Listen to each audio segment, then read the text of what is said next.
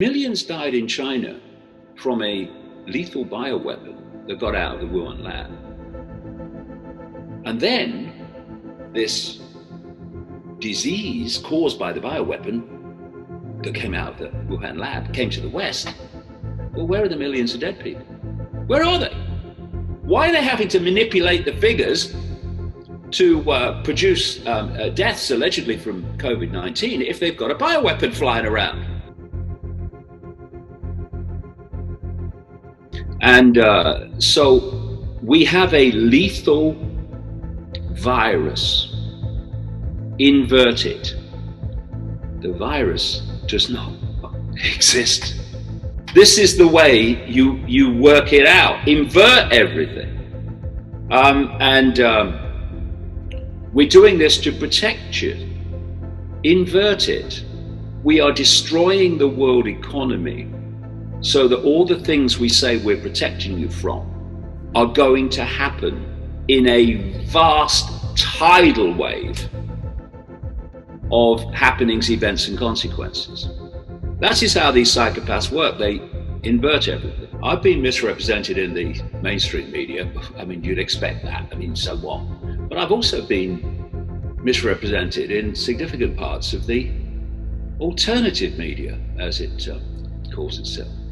And it's being portrayed that what I'm saying is the word that mustn't be spoken on YouTube without they press the delete button, Susan Wojcicki, is causing the virus. I am not saying that. I've never said that. I've said that the name that mustn't be spoken has a tremendously negative effect psychologically and in terms of so-called physical health. At 60 gigahertz, there is an interaction accepted by the telecommunications industry with the molecules of oxygen. And the consequence of this is that people in that field cannot absorb oxygen, the blood cannot absorb oxygen as it normally would, and they go into oxygen deficit. So that's what I've said about 5G. I've also said that it undermines the immune system and poisons cells, which electromagnetic fields do. The whole thrust of the London Real interview is not about 5G. I mentioned that in a certain relatively small section. It's about the fact that I'm saying there is no evidence been scientifically produced that COVID-19 exists. In the last week or so, YouTube have deleted 2 videos related to me and davidicke.com. The first one was, of course, the London Real interview, which they pulled almost immediately after it had been live streamed. This was followed by Vimeo pulling it and Facebook pulling it when it had on Facebook 1 million views already. The 2 videos were pulled having one major frontline common theme, saying there is no COVID-19. And the whole thrust of what I've been saying is that the case figures and the alleged death figures have been phenomenally, massively, monumentally manipulated, both by the test, which is not testing the RT-PCR test, which is not testing for COVID-19, because they've never isolated it to test for it. So how are they going to find a vaccine for it? Well, yeah, no, all the best with that one. And by finding cases by the test, which doesn't test for COVID-19, but a genetic material which contains many other things that are in the bodies of many other people, so they will test positive by that test to what is claimed to be COVID-19, but it's actually not. It's this genetic material. And to produce death figures to support the fact that this is some lethal virus, as they're calling it. They have been diagnosing like crazy around the world. People dying of other things, people dying of other pneumonia, other flu-like symptoms caused by other things.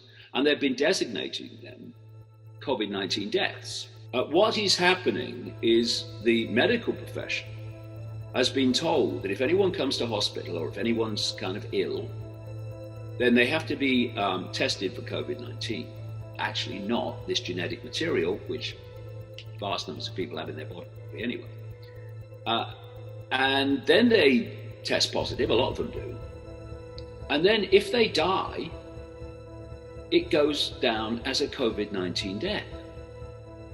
I mean, the authorities in Italy, to be fair to them, or some spokesman for them, have come out and said, actually, we have been, to be fair, very generous in diagnosing COVID-19 on death certificates without any evidence, basically. Those videos were deleted with that common theme denominator.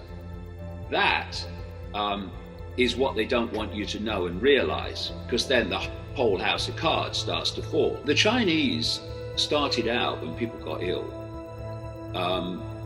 diagnosing from symptoms, and the symptoms were flu-like. And suddenly everyone who had flu-like symptoms, and there's a very large span of causes of flu-like symptoms, including the bloody flu. And they were diagnosed by symptoms. Then they started testing people with this RT-PCR test, which is not testing for a COVID-19 because they never isolated it. All the regular gold standard ways that you prove that agent A is causing disease B, known as the Koch postulates, that have been the gold standard in mainstream medicine since 1890. None of those things were done. It was all on assumption and claim. And then it moved into the West, and we were prepared for this by, oh, this is coming, oh, we're all going to die. And what did they do at the start?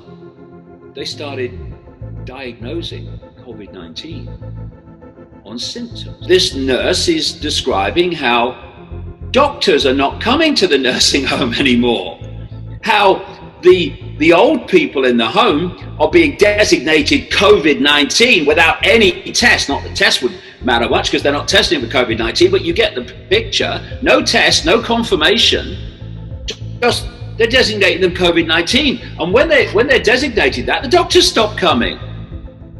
I mean, the nurse describes how they've been begging for antibiotics for some of the old people there. Can't get them. And then you take that, and then you look at this other completely connected theme that's been emerging for weeks now, of old people are being pressured to sign do not resuscitate forms, agreements. We do live in a society that is utterly and totally inverted, as COVID-19 has driven a wedge through the cracks in American society, where tens of millions of people now face unemployment and hunger. The greatest form of control is dependency. You depend on me, so you do what I say to get what only I can give you.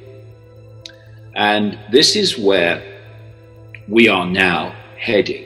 This lockdown of any length, well less than we already have gone, was going to create economic Armageddon. It was going to destroy companies and never open again. It was going to create absolutely colossal, record-breaking, never seen before levels of unemployment. And that this was going to mean mass deprivation, mass illness, mass death from that deprivation and its effects and the stress of it. So it was totally and utterly predictable.